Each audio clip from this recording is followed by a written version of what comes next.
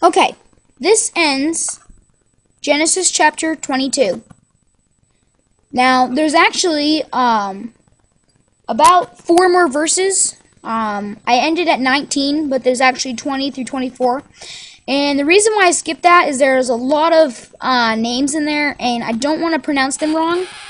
And it kind of isn't really part of the subject, like the flow of the passage, if I may. It's pretty much just about the family of Nahor. So the passage I just read, it's a very interesting passage. We see 3 different components of this passage. The first being a test. God tests us. God tests Abraham. Abraham was tested. This is clearly a test of faith. God asks Abraham to go sacrifice his son, and Abraham is probably like, oh man, you just told me that my son would make descendants more than the stars, and now I'm going to go sacrifice him? So now we have these things going on in his mind. And Abraham, being a very loyal, truthful servant of the Lord, he went and did as he's told. And this brings us to point 2, obedience. If we obey God, we will get rewarded. Abraham obeyed God, and he was rewarded. God told Abraham, he tested him, then Abraham obeyed. God told him to sacrifice his son. He goes, this 140, I think, 8-year-old man goes out to sacrifice his son as a burnt offering to the Lord.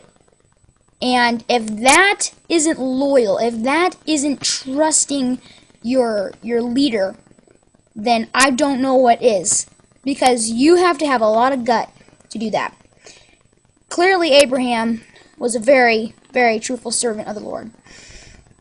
Now, so far we have 2 things. We have a test, we have obedience. Then last, there's reward. So we have 3 main points. And in the end, it doesn't actually tell you how he was rewarded, but in verse 17, it says, blessing, I will bless you, and multiplying, I will multiply your descendants as the stars of the heaven and the sand which is on the seashores. Now, this tells what the blessing's going to be. This tells he's going to be blessed, but he hasn't been blessed yet.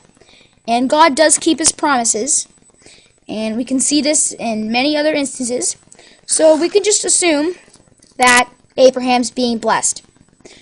So this kind of can go along with your life. Maybe there's something going on, God always knows what's going on in your life. He can always help you. He's the only way, he's the only truth, and he is the only life.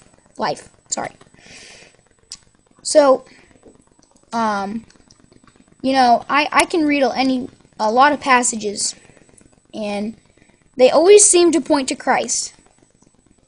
And it's amazing how much life is in the Word of God. And I just hope, and I just pray, that you will study the Word every day, all the time, understand it, enjoy it, and if you have some problems, maybe just write a comment. I was reading whatever, maybe Leviticus 9, and I got no idea what this means, or can you help me with this? And I'll do a video on that. So, this is Aaron Whitney from Hmnfs, signing out. May the Lord be with you.